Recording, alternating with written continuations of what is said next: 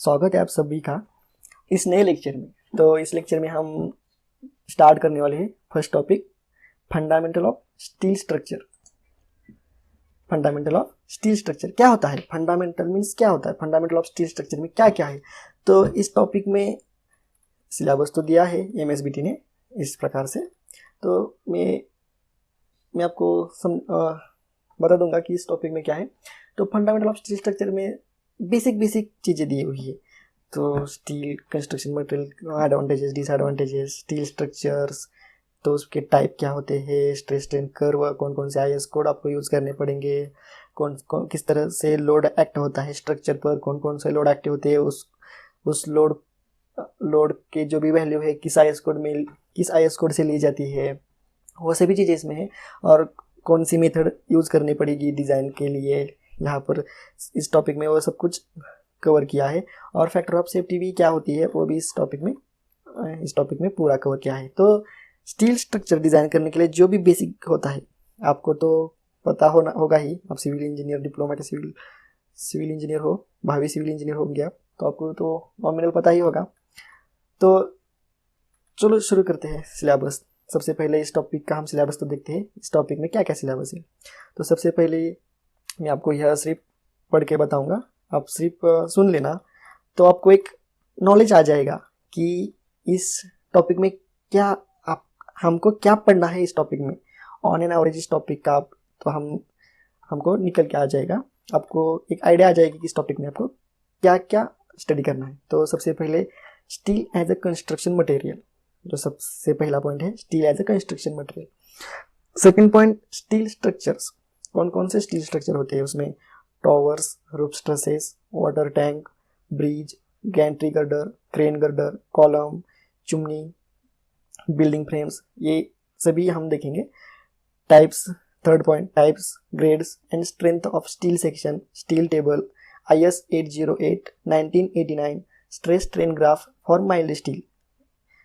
4 number का point है, load acting on steel structure according to IS 875 1987 part 1 to part 4 तक, ये सभी आईएस कोड आपको देखने पड़ेंगे।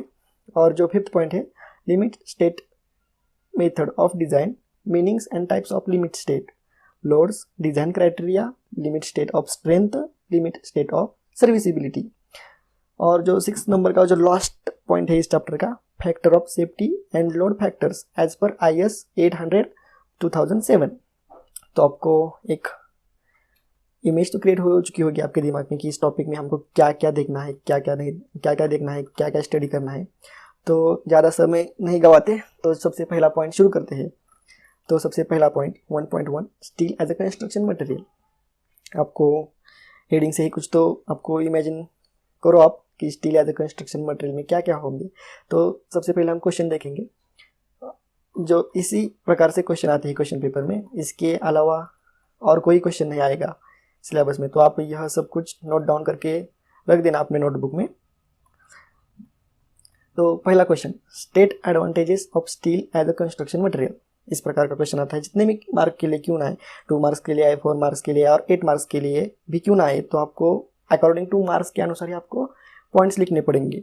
अगर 2 मार्क्स के लिए आता है तो 2 लिख देना एडवांटेजेस डिसएडवांटेजेस, और नहीं तो 4 लिख देना आपके अनुसार। अगर छोटे छोटे होंगे तो 4 लिख दीजिए, अगर बड़े वाले लिखे तो 2 ही लिख देना। तो सबसे पहले second question, state disadvantages of steel as a construction material.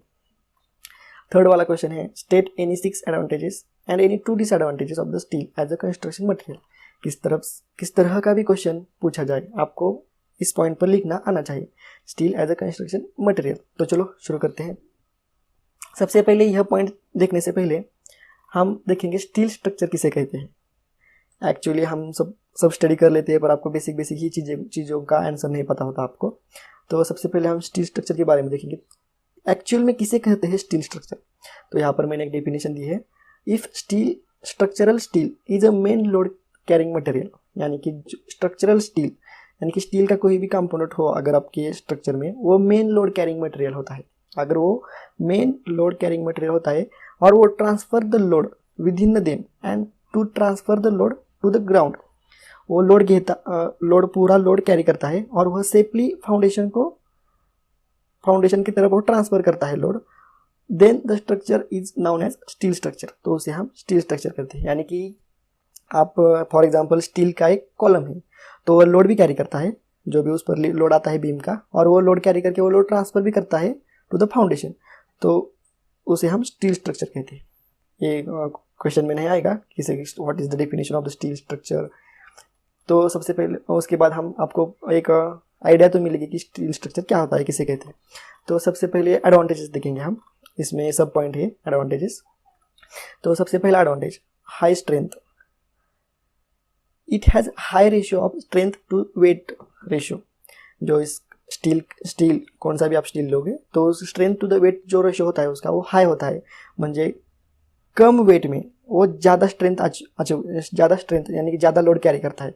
आप कंपेयर करोगे आरसीसी से, तो स्टील का जो वेट होता है वो कम होता है, इसलिए इस यहाँ पर दिया है high ratio of strength to weight, making it to use for the construction of long span bridge, tall buildings. इसलिए ये रेशियो हाई होने के कारण हम उसे यूज़ कर सकते हैं लॉन्ग ब्रिज में, और टॉल जो कि ऊंची ऊंची इमारत होती है उसमें भी हम इसे यूज़ करते हैं हाई स्ट्रेंथ में। यह एडवांटेज आप नोट डाउन करके रख देना। और 3 पेन्स का यूज़ करना, जो भी मैंने ये हेडिंग दी है यहाँ पर आप देख सकते हैं, ये रेड पेन से आप लिख देना। ये जो मेन हेडिंग है वो रेड पेन से, और जो मैंने बोल्ड किया हुआ है इसको हाई स्ट्रेंथ को, आपको दिख रहा है बड़े अक्षर में, तो उसे आप ब्लैक पेन से लिख देना हाई स्ट्रेंथ। और जो ये जो बोल्ड नहीं किया हुआ है ये वाला जो पार्ट है, तो उसे आप ब्लू पेन से लिख दो अपने नोटबुक में। बहुत ही अच्छी नोटबुक हो जाएगी at the time of exam, वही आपको पढ़ के जाना है एग्जाम में। तो हाई स्ट्रेंथ आपको तो मैंने बता दिया। आप सेकेंड एडवांटेज देखते हैं, ductile material, steel being a ductile material does not fail suddenly, it gives the warning before the failure. जो भी स्टील का जो भी मटेरियल होता है वो सडनली फेल नहीं होता। जैसा कि मान लो आप उस पर लोड आ गया, ज़्यादा लोड आ गया और एकदम वो फटक से टूट गया, वैसा नहीं होता।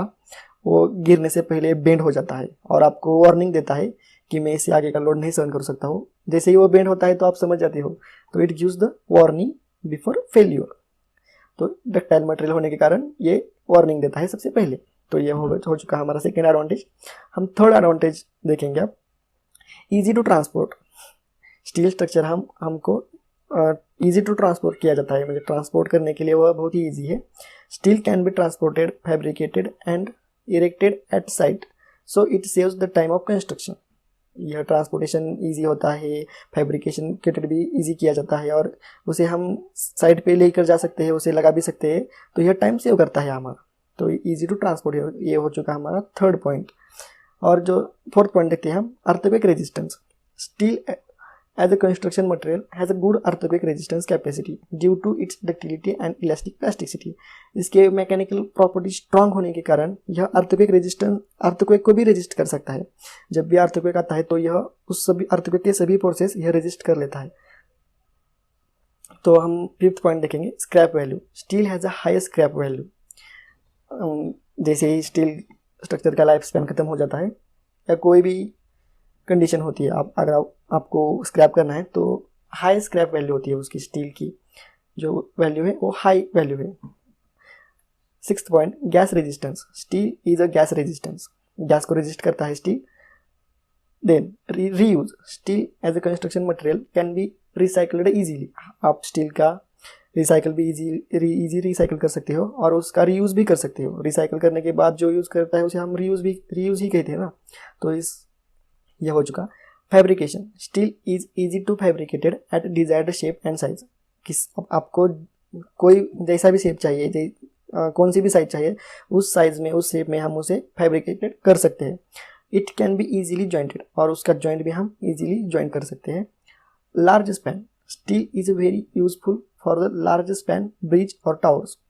लार्ज स्पैन ब्रिज के लिए भी हम स्टील का इस्तेमाल किया जाता है, तो यह भी उसका एडवांटेज ही हो चुका लार्ज स्पैन में।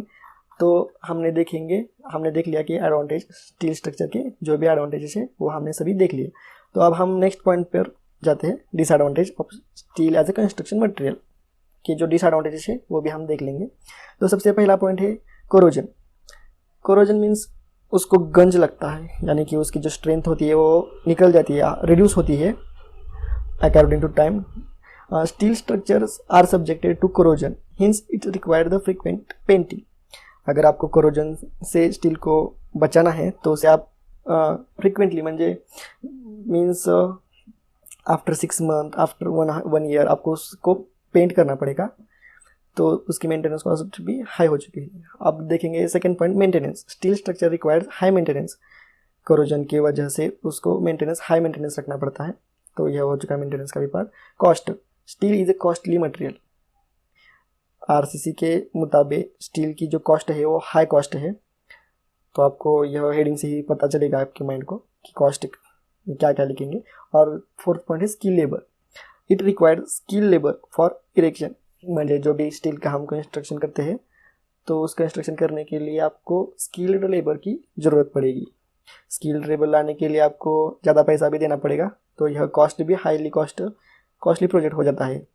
तो इस लेक्चर में हमने देखा स्टील स्ट्रक्चर के बारे में, steel as a construction material. उसमें हमने स्टील स्ट्रक्चर के बारे में देखा, एडवांटेज देखे और डिसएडवांटेज भी देखे. तो इस लेक्चर में बस इतना ही. आने वाले लेक्चर में हम सेकेंड पॉइंट कवर करेंगे स्टील स्ट्रक्चर के बारे में. सी यू इन द